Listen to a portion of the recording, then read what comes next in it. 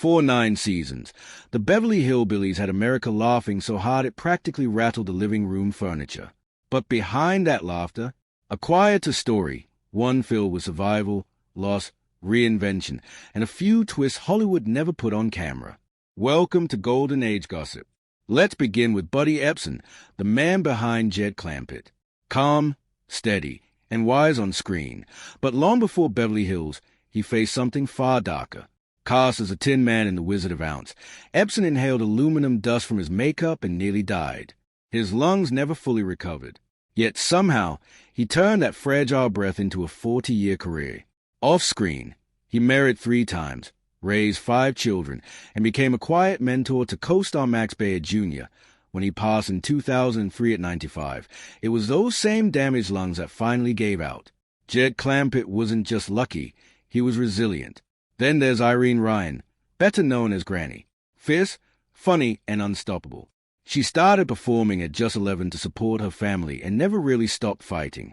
While Hollywood often pushed older women aside, Ryan charged straight through, even doing her own stunts.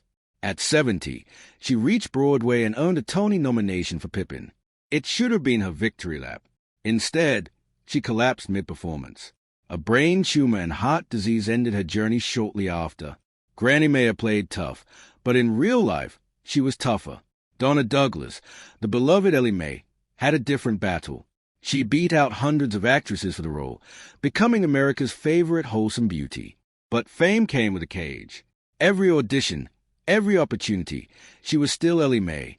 After 2 failed marriages and a fading Hollywood career, she turned toward faith, becoming a gospel singer and speaker.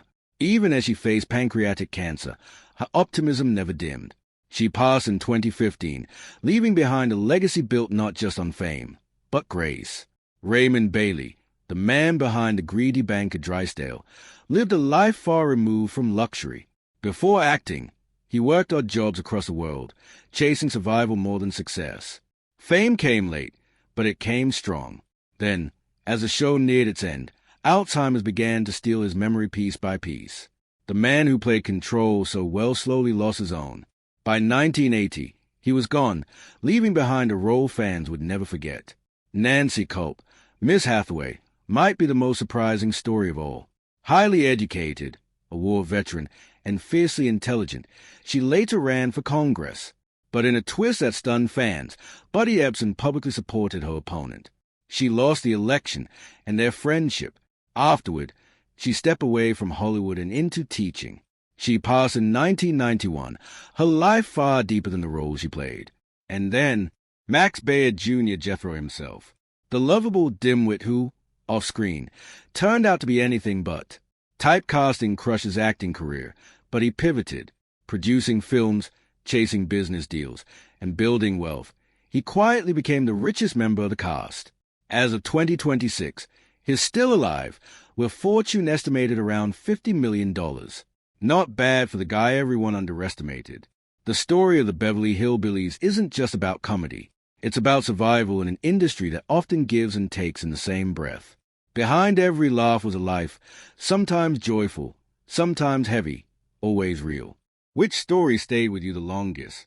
Let us know in the comments. And don't forget to subscribe to Golden Age Gossip to keep these untold Hollywood stories rolling.